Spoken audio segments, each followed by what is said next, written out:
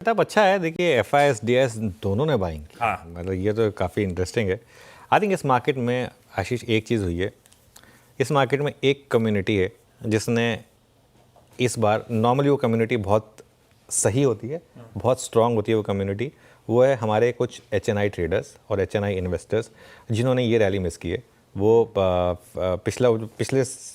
पिछला फ्राइडे था जब वो पहला एस्केलेशन हुआ था जिस पर निफ्टी काफ़ी नीचे गिरा था और आई थिंक शायद 23,800 तक गया था। उसमें उन्होंने पूरा माल बेच दिया था, उसके बाद वो ले ही नहीं पाए शायद। तो खैर anyway F I S D S की बाइंग है, मतलब अब F I S D S की बाइंग है दोनों की, तो भी मार्केट इतना कम क्यों चला? अगर बहुत लोग ये पूछना चाहते हैं तो इसके लिए शायद ये इसका जवाब हो सकता है कि डोमेस्टिक फ्रंट पर एक जो पैसा है वो शायद थोड़ा कम रहा है। अदरवाइज आप देखिए, कब देखा आपने लास्ट टाइम ये कि जिसमें सारे बार ग्रीन हो? सिर्फ एक दिन को छोड़ दें जिसमें डी आई एस ने थोड़ी सी प्रॉफिट बुकिंग करी है, एफ आई एस और डी आई एस दोनों ने लगातार बाइंग की है। ये काफ़ी इंटरेस्टिंग है। इसका मतलब लोगों से रैली मिस हुई है, सिंपल है। और अगर लोगों से रैली मिस होती है तो वो रैली नॉर्मली कंटिन्यू करती है। एक मार्केट का बेसिक मंत्रा होता है, क्योंकि मार्केट आपको फैंसी आपका लेवल नहीं देगा।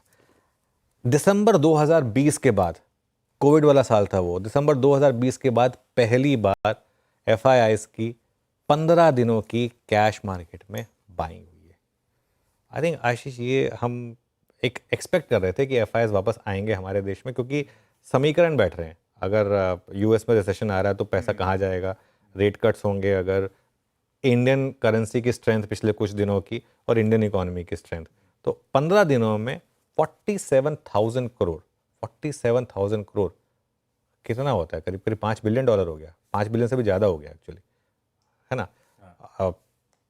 5 बिलियन मान के चलिए ठीक है, 5.5 बिलियन डॉलर के करीब इस तरीके की बाइंग एफ आई एस की तरफ से हुई है।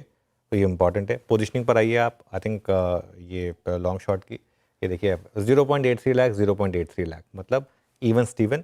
और अगली प्लेट आएगी उसमें चेंजेस दिखेंगे आपको। 4,000 शॉर्ट और कम हुए कल, 900 लॉन्ग भी कम हुए हालांकि।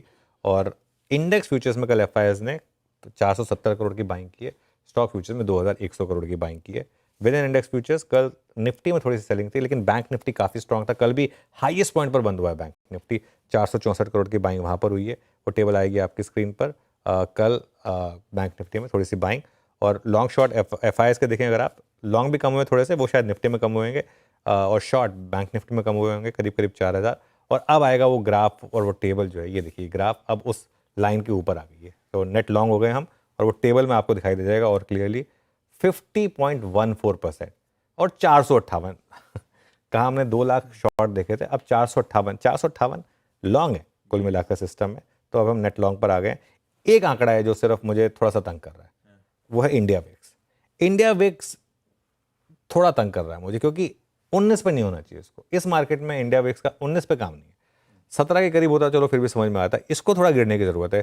15 पे ना भी आए, 17 पे आ जाएगा तो मेरे ख्याल से एक थोड़ा सा पॉजिटिव होगा। इस पर ध्यान रखें। पुट कॉल रेशियो बिहेव कर रहा है अपने आप को, 0.97 पर है वर्सेस 0.92। बैन में ना कोई नया स्टॉक आया, ना ऑब्वियसली कोई एग्जिट हुई। तो 3 स्टॉक बैन में हैं ऑलरेडी, वो बने हुए हैं, CDSL, मनापुरम और RBL बैंक। सेटअप अच्छा है मार्केट का। सेटअप बढ़िया है।